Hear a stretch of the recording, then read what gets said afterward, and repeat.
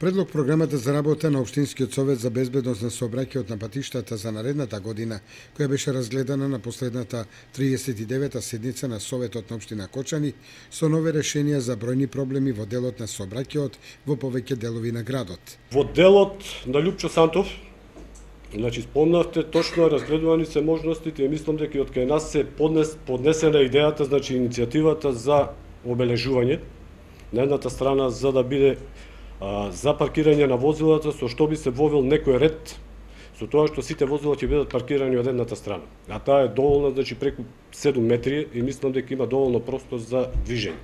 Така да таму е разгледување можноста и мислам дека скоро време ќе се реализира. Општинскиот совет за безбедност во сообраќајот предлага и заштита на пешаците од брзото возење и по улицата Скопска кај детската градинка Сончогледи. Во делот на улица Скопска кај градинката, беше спомнато таму, можам да ви кажам дека беше излезено на терен и представници на Општински совет на безбедност и од општината, на неколку места во градот се разгледани можностите за поставување на лежечки полицајци. Едно од тие места е и кај градинката кај Скопска, бидејќи кај Скопска стварно е права улицата и доста брзо се вози.